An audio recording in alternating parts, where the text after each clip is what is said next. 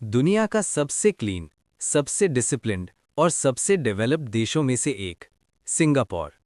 पर क्या आप जानते हो, एक टाइम पर सिंगापुर को एशिया के सबसे करप्ट देशों में गिना जाता था। तो सवाल ये है कि जो देश कभी करप्शन में डूबा था, वो इतना सुंदर और ऑनेस्ट कैसे बना? और सबसे इंपॉर्टेंट सवाल, क्या इंडिया भी करप्शन से मुक्त हो सकता है? आज इस वीडियो में हम पूरी कहानी समझेंगे। 1960s का सिंगापुर एक छोटा सा आइलैंड था। रिसोर्सेज नहीं, पानी नहीं, नेचुरल वेल्थ नहीं, ऊपर से ब्रिटिश रूल के बाद पॉलिटिकल इंस्टेबिलिटी। पुलिस और गवर्नमेंट ऑफिसेज में ब्राइब नॉर्मल बात थी। लाइसेंसेस, जॉब्स, कोर्ट केसेस, सब कुछ पैसे से होता था। लोग कहते थे, अगर काम करवाना है तो नोट चलाना पड़ेगा। यानी सिंगापुर एक करप्ट सिस्टम का शिकार था। 1965 में जब सिंगापुर इंडिपेंडेंट बना तो प्राइम मिनिस्टर बने ली Kuan you.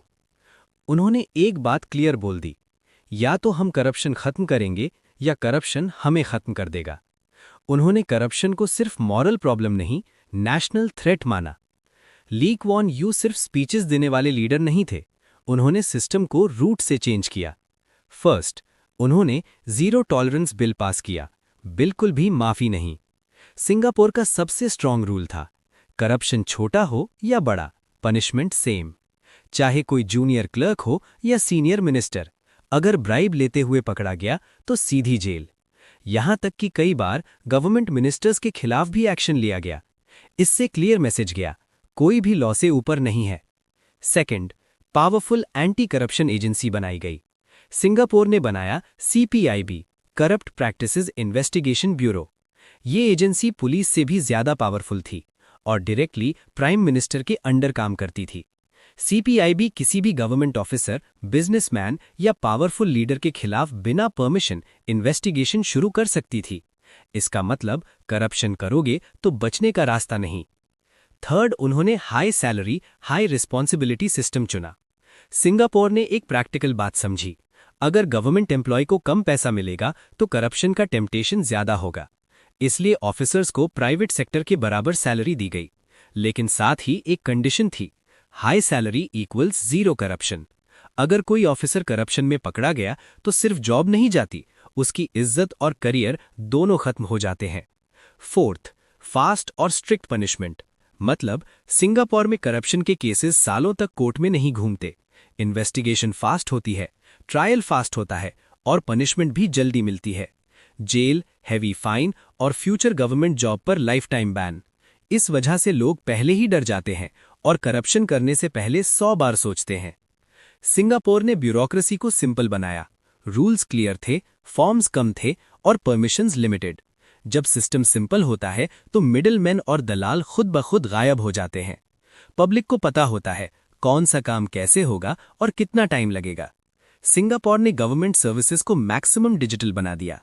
Online applications, online payments और ऑनलाइन ट्रैकिंग सिस्टम।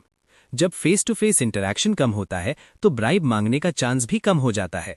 टेक्नोलॉजी ने करप्शन का स्पेस ही खत्म कर दिया। सिंगापुर ने सिर्फ ऑफिसर्स को ही नहीं बदला, लोगों की मेंटालिटी भी बदली। स्कूल से ही सिखाया गया कि करप्शन गलत है, चाहे बेनिफिट कितना ही छोटा क्यों ना हो।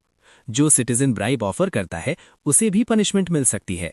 इससे सोसाइटी में एक क्लियर मैसेज गया, करप्शन दोनों तरफ से क्राइम है।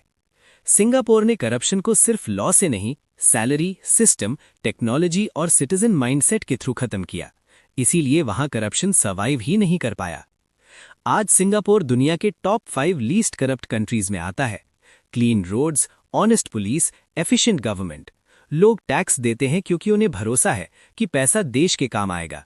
सिंगापुर ने ये सब बिना नेचुरल रिसोर्सेज के अचीव किया, सिर्फ डिसिप्लिन, लॉ और पॉलिटिकल विल से।